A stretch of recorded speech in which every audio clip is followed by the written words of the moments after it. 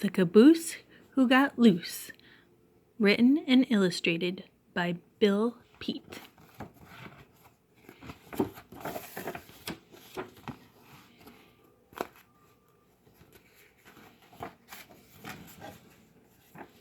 The Caboose Who Got Loose. When Katie Caboose rambled down the train tracks, the engines were steamers with puffing smokestacks. She was a caboose who disliked being last, with an endless black cloud of smoke rolling past. "It's not only too smoky," the caboose would complain. "There's the jerks and the jolts of this noisy freight train." The engine up front always wore a big smile as he lumbered along for mile after mile. He was proud of his being so powerful and strong that he could haul a freight train 100 cars long. So on he went, chugging no worry or care, leaving Katie Caboose in dark clouds of despair.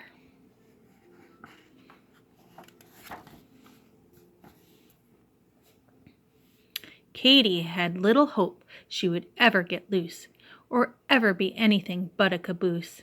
"I can wish," sighed poor Katie. "What else can I do?" If you wish hard enough, then your wish might come true. Often Katie would wish that she someday could be something quiet and simple like a lovely elm tree, or a rackle-shack barn all alone on the hill, where the noisiest thing was a squeaky windmill. It might become lonely, she thought, way out there, but at least there's a view with a lot of fresh air.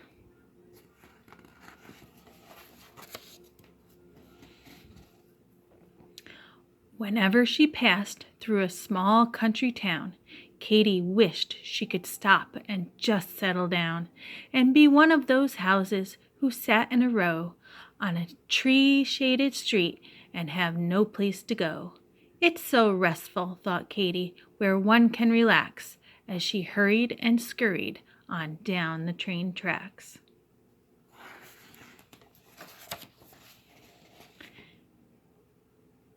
What she wished most to be, much more than the rest, was a cabin she'd seen on her trips through the West.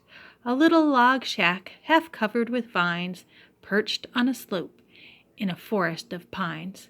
How perfect, thought Katie, as she hurried on by it, to live there in the trees where it's peaceful and quiet.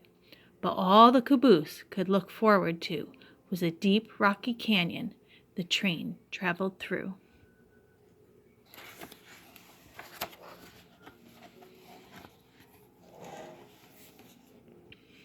Where huge boulders leaned way over the tracks, in towering, top-heavy, gigantic stacks.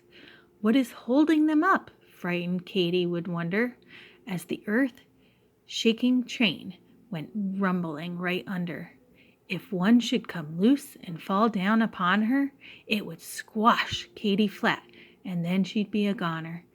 If she didn't get squashed, there was more to be dreaded. Up the winding steep grades where the engine was headed. High up in the mountains were terrible ledges where the track ran along only feet from the edges. The view was breathtaking, but after one look, it was so upsetting she shivered and shook. If she slipped off the track, then down she would go, to be smashed into bits on the rocks far below.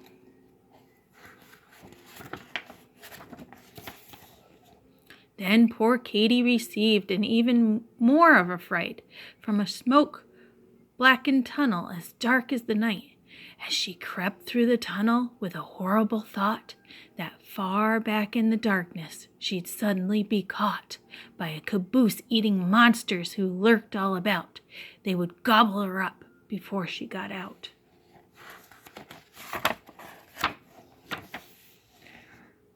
Her trips always ended near a city somewhere Way out in a freight yard, with smoke clouding the air, where a turmoil of trains made a great noisy rumble on crisscrossing tracks, an impossible jumble.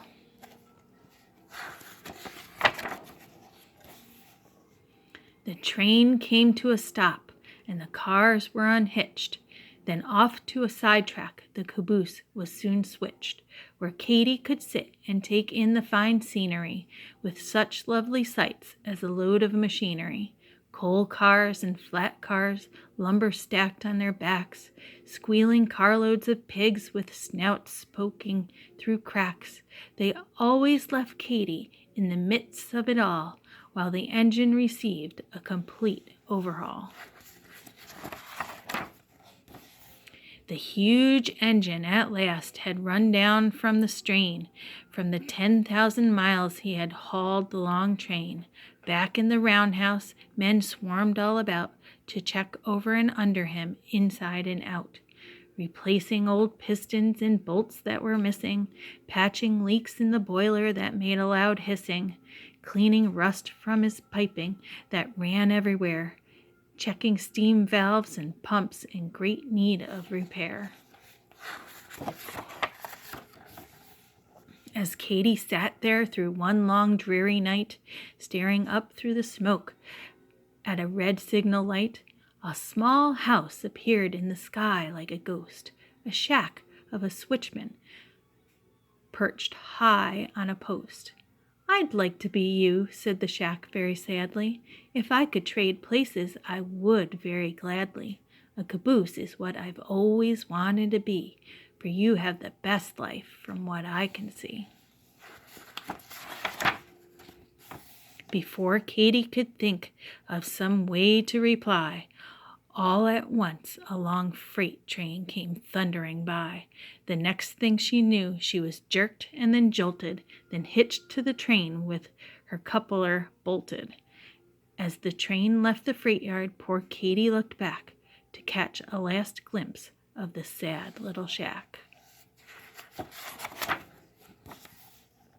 From now on, Katy promised, "I shall never complain. I'll be a happy caboose at the end of a train, and put up with jolts, the train noise, and the rest, all the smoke that rolls by, or at least try my best." With her new point of view, she enjoyed the long ride. It was fun on a trip through the broad countryside.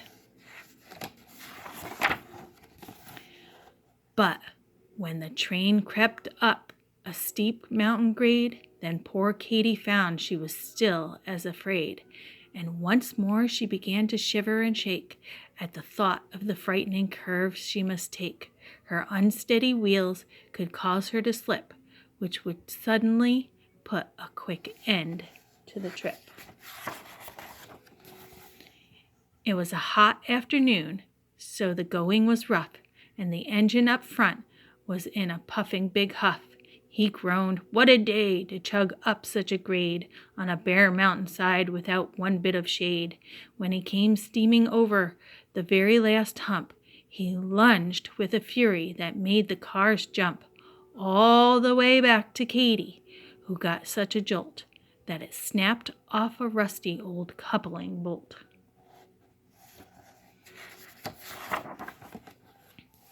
She was free of the train. At last she was loose, and away down the track went the caboose. On down the grade she flew faster and faster, straight for the curve and near disaster. When Katy hit the curve, she took off like a kite, high over the treetops on her first and last flight. That would quickly have ended poor Katy Caboose if it hadn't been for two towering spruce. The caboose became caught in a very tight squeeze between the tall trunks of two evergreen trees. At first she could hardly believe her good luck. What a wonderful place it was to be stuck. She thought for sure she was dreaming. It couldn't be true. Here she was in the trees with a beautiful view. "It's so perfect," sighed Katy, "yet I'm really not free. I know sooner or later they'll come looking after me." And then, sure enough, up the mountains that night came a train with a crane and a powerful light. "She couldn't have gone leaping off here," came a shout, like a great glaring eye. Then the light searched about. It flashed past the trees, down the steep rocky bluff, and it searched high and low, but not quite high enough.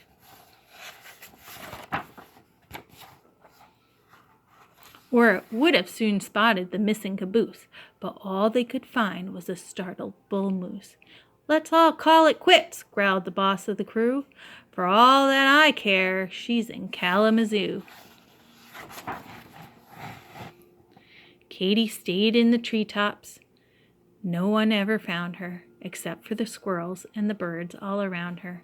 At last she was free, just as free as the breeze, and how Katy did love it there in the trees. And indeed, oh indeed, Katy did. The end. Thanks for listening to my story.